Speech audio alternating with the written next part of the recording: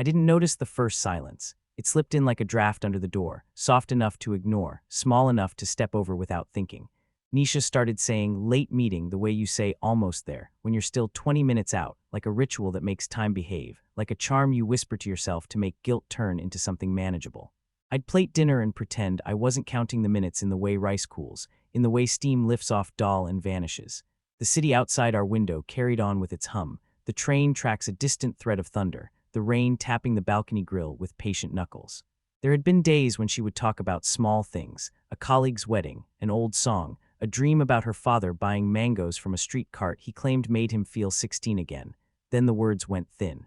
I learned the shape of our apartment in the dark, how one bulb in the hallway stuttered before it warmed, how the bedroom door sighed when it opened, how the sofa kept a hollow where she used to sit, legs tucked under, hair loose, listening in a way that made you believe every sentence mattered.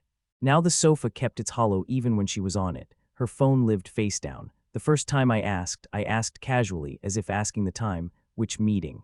Client recap, she said, eyes on the sink, fingers rinsing plates that still held the crescent shadows of curry. There was a small pause after recap, a breath that felt like an apology trying to find its language and failing.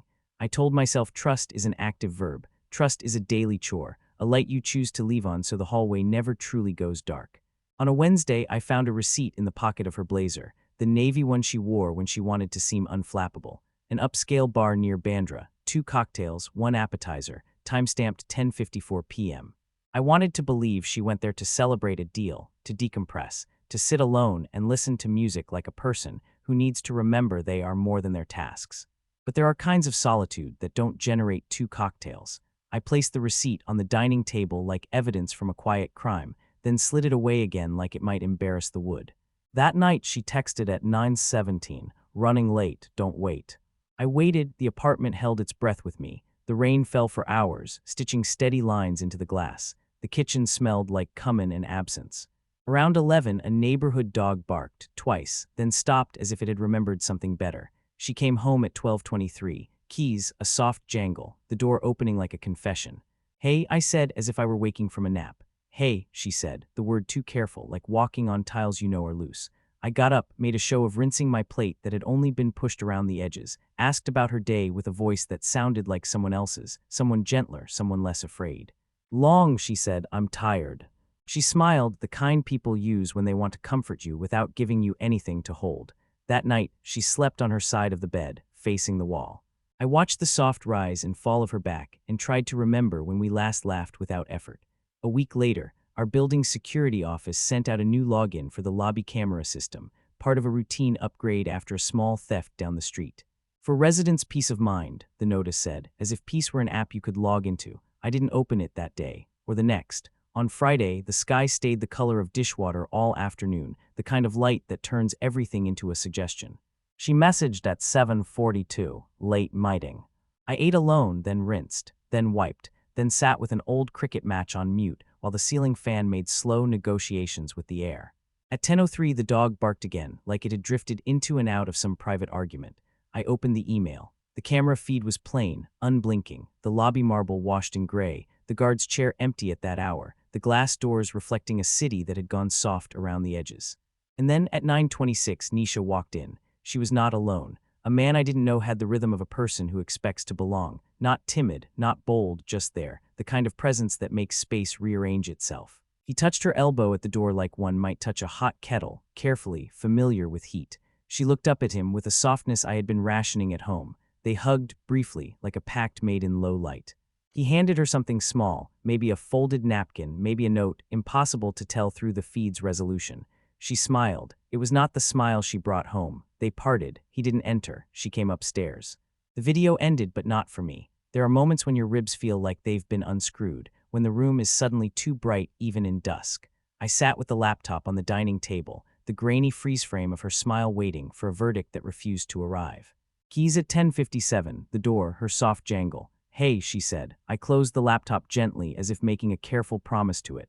Hey, I said. She walked to the sink, rinsed her hands, looked at the plate I'd left like a placeholder for a conversation. Hungry? I asked. Not really, she said. The rain had slowed to a whisper. The fan kept its lazy orbit. Somewhere, a neighbor's baby gave a single decisive cry and then believed someone would come. I saw the lobby video, I said, as if reporting a weather change. The sound of water from the tap changed. She turned it off, turned to me. What? She said. I didn't answer. Not yet. I watched her face tilt into that alert expression. Fight, flight, explain. She reached for the towel, dried her hands slowly, as if time were a stubborn label she could peel off and discard. Nisha, I said quietly. In the stillness that opened, the apartment felt like a stage set at closing time, props waiting in the dark for a story that had run out of actors. Who is he? I asked. The hallway light flickered twice before settling, as if unsure whether to bear witness. She looked past me, toward the bedroom door, toward the place where we had once slept like believers. He's no one, she said. The lie fell between us, light as dust, visible only when the light catches it. I can show you, I said, nodding at the laptop. She closed her eyes, a small, tired dismissal of evidence, as if the footage lived in some other apartment, belonging to some other pair of people who had not learned how to speak softly enough to keep things whole. She put her hand on the back of a chair, steadying herself. Rain pressed its forehead to the windows and waited. I'm tired, she whispered. And for a moment, so was I, tired of the way love turns into maintenance, tired of the way maintenance turns into silence, tired of watching the person you chose become a person who has learned to look away. Okay, I said, we can talk tomorrow. She nodded. The sound of it was the smallest thing. We went to bed without touching. She faced the wall. I faced the door. Somewhere, a dripping tap ticked a steady metronome no one considered turning off. In the lobby feed, the man's hand hovered over her elbow forever, trapped in a moment that would not learn how to pass. Outside, the rain gathered itself again. The last thing I heard before sleep found me was the faintest sound of fabric, the rustle of her shifting away again, by a breath. And then there was the dark, filled with what the footage refused to say. Cliffhanger. In the morning, the chair where she had steadied herself was pulled out like someone had started to leave, then changed their mind. Morning arrived like a verdict with no judge, light spilled gray over the countertops, the smell of stale coffee lingering from a pot we hadn't finished in days. Nisha had left early, or perhaps she had not slept at all. Her cup sat on the sink's edge, a half-moon ring like a fingerprint that refused to wipe clean. I poured water, watched it find the lowest places. Sleepless nights have a texture. They turn time into something granular, something you can sift through your fingers but can't hold on to. I felt the residue of midnight decisions clinging to everything: keys, towels, the soft indents in the sofa where we once watched monsoon clouds bully the skyline. I replayed the lobby footage because courage, it seemed, required complication.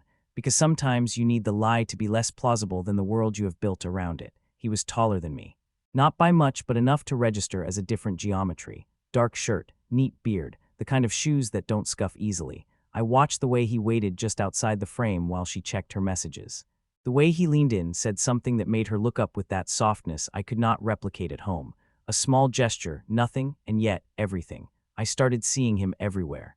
Not him exactly, but men who carried themselves in that unhurried way. Men who lived in the quiet spaces of conferences and rooftop bars. Men who learned your schedule by accident and stayed long enough to misname it fate. The days after were a slow detonation with a polite voice. I stopped putting 2 plates out, ate at the counter, left the dining table bare, the laptop sleeping like an unfinished confession. If grief had a season, it would be monsoon, floods in all the wrong places, clogged drains, a city asking you to wait for something no one could promise. I found traces. A perfume that wasn't her usual, warmer, a little smoky, like the last hour in a bar where you have both stayed too long. An extra toothbrush in the cabinet for guests, though we had not hosted anyone in months. A playlist shared to her phone with titles that sounded like coded apologies. Hold on. If you stay, light enough. I didn't ask questions because questions require answers you are prepared to carry. At work, I did what work asks. Sent emails, nodded into calls, produced sentences that looked like competence. On breaks, I walked the block in the drizzle, hands in pockets, the world narrowed to the sound of shoes on wet pavement, the geometry of umbrellas avoiding each other like reluctant partners. On the 3rd night after the footage, the guard downstairs, Prakash, cleared his throat as I passed him. Sir, he said, careful, Madam came early today. I nodded. The word today did not belong to anything. He hesitated, then offered, new rain coming, like a weather forecast was a kindness, like he was offering me a better subject. Thank you, I said. I went back upstairs and opened the bedroom wardrobe with the same reverence you give a church door no one visits anymore. Her clothes breathed the quiet breath of fabric. A shawl still held the scent of jasmine hair oil, so faint it felt like a rumor. On the top shelf, behind a stack of winter scarves we barely used, a small gift bag, gold rope handles, neat. Inside, tissue paper that sounded like a whisper. A tie, not my style, not any tie I would wear. No note. I put it back, but the shelf had already learned the weight of knowledge. Grief arrived in ordinary gestures. Folding laundry slower than necessary, placing my shoes side by side at the door, as if order could trick sorrow into postponement. In the afternoons, light would pool on the arm of the sofa she liked. The fabric there had thinned, a delicate map of years. I traced it with a finger and felt ridiculous and human and 25 and 60 all at once. I began writing things down, not a diary exactly, but small sentences on scraps of paper. She used to laugh at the word ladle. She says she hates coriander but always eats it. She stopped humming in the shower. The notes collected near the fruit bowl like a second kind of fruit, thin-skinned, too sweet, gone too soon. On Sunday at dusk, the doorbell rang. I stood and waited a breath longer than needed, the way you do when you hope the person on the other side might vanish if given the courtesy of a pause. It was him. Up close, he looked younger than the steadiness of his shoes suggested. He held the posture of someone born into the habit of being heard. "Arjun," he said. My name in his mouth felt like an intrusion, like someone wearing my shirt. "Yes," I said. "Nisha asked me to pick up her charger," he said, and held up a photo on his phone of a black cable on our bedside table like evidence, like a warrant. I stepped aside. The living room inhaled an unfamiliar cologne and held it like a breath. He moved with the softness of guilty people. Didn't sit, didn't ask, found the bedroom door with instinct or memory. In the hallway light, his profile was ordinary. The ordinariness hurt more than any cinematic flourish. He returned with the charger, paused as if the room had asked him a question. "I'm sorry," he said. "There is no sentence more useless in the architecture of betrayal." "Are you?" I asked, not with anger, just exhaustion. He looked down at the cable. "She said things were," he trailed off. "Things are always something," I said. A long second. The fan made its circle. Outside, a car horn pressed a flat line into the evening, then lifted. "I'll go," he said. "Please do."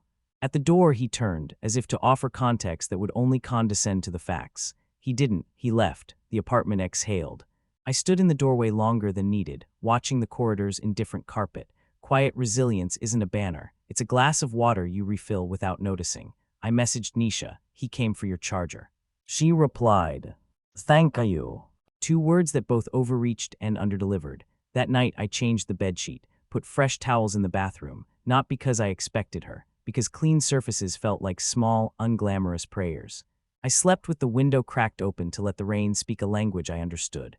Around 3, I woke to a dream of us at the old Irani cafe where we used to go on Sunday mornings, cutlery clinking, butter paper tearing, her fingers shiny with omelet grease she wiped on a tissue she pretended not to need. I lay there and watched the ceiling except the faint light of distant traffic. At dawn, the city looked like a person who had been crying and decided to go to work anyway. I made coffee. The smell reached the bedroom doorway and found no one. Turning point. I opened the closet, took down a small overnight bag, and began to put away things of hers she had stopped claiming. Scarves, a sweater, a book with a folded page waiting for an old version of us. It was not erasure, it was making room for air. Cliffhanger. As I zipped the bag, the doorbell rang again. Early, urgent, rain still clinging to whoever stood outside. She stood in the hallway, hair damp, umbrella dripping a small circle of apology onto the mat. "Can I come in?" Nisha asked, voice almost steady, like a tightrope walker pretending the rope is a hallway. I stepped aside. The apartment did its usual trick of pretending to be neutral, but everything in it had already taken sides. She noticed the overnight bag on the chair. Maybe she didn't. Her eyes were on the coffee mug I'd left by the sink, steam thinning like a good intention. "I didn't sleep," she said. "I did," I lied. We stood in the kitchen because kitchens are where honesty goes when it's tired of being noble. "I saw the video," I said again, not because she hadn't heard me the first time, but because sometimes words need to sit in the morning to become real. She nodded, no performance, no sudden Spitfire defense, just the kind of nod people offer doctors. "I'm not going to ask you why," I said. "I know why never fixes anything." She exhaled, a long, carefully managed breath. "I didn't go looking for it," she said. "Most people don't," I said. "He was kind," she said, as if the word itself owed me a debt.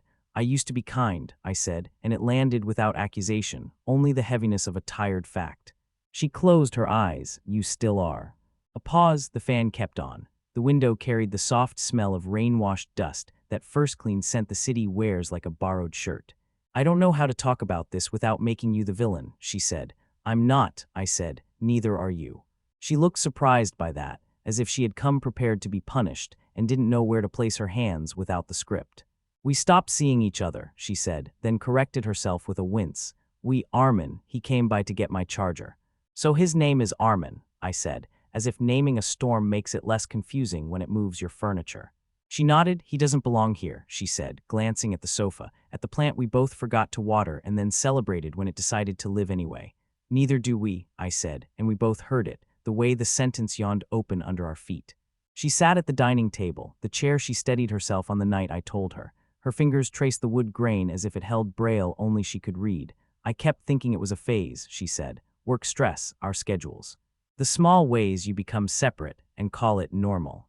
I kept thinking if we bought better bulbs the house would feel warmer, I said. She laughed once, helplessly, then pressed her lips together as if the laugh had embarrassed her.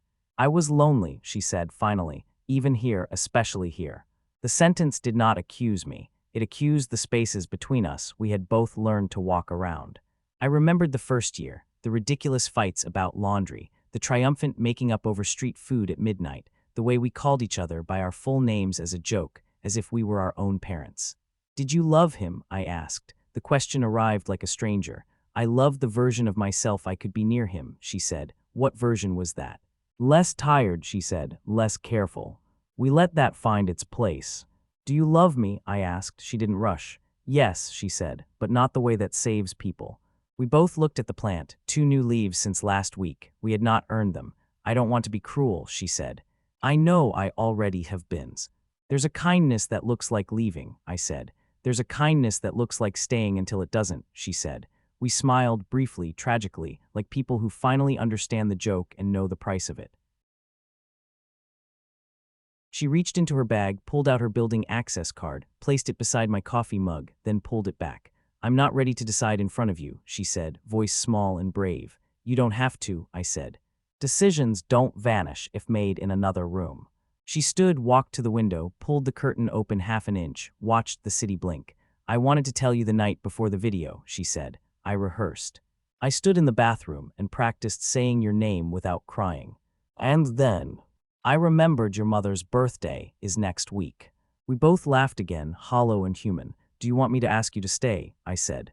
I want you to ask me to do the thing that keeps me from hating myself, she said. That suggests you already know what that is. She nodded, eyes wet but not yet falling. I think I do. She touched the back of the chair again, that anchor point her body kept choosing.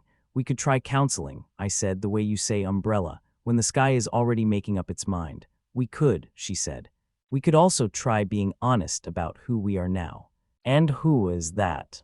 2 people who loved each other well until they didn't, who don't need to make the other smaller to feel okay about leaving.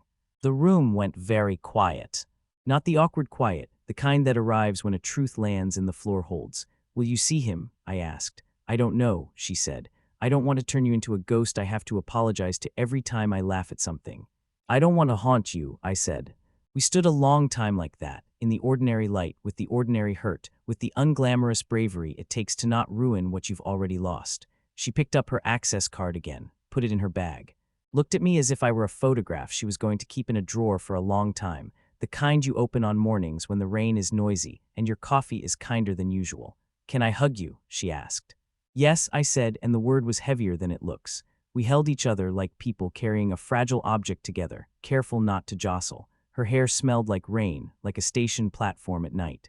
When we let go, we didn't step back very far. I'll come tomorrow, she said. We can talk about the apartment, the bills, your mother's birthday.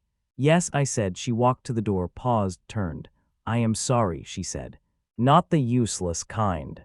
I know, I said, unresolved tension. After she left, the silence did not feel empty. It felt like a quiet waiting room. On the table, the overnight bag stayed zipped, but I didn't move it. I didn't know yet which direction the kindness would take. Morning came in on soft feet. The city exhaled a little, as if it had been holding back a sob, and finally let it out in the gentle way. No drama, just the honest work of breathing. I woke before the alarm and lay there watching the light feather the wardrobe handles, turn the ceiling fan into a lazy halo. A small calm had crept in during the night, the kind that doesn't promise much but keeps its word. I made coffee. The smell moved through the rooms like a memory that knew when to stop at the doorway. On the balcony, the potted basil bowed under last night's rain, small leaves holding drops like punctuation marks that don't demand anything.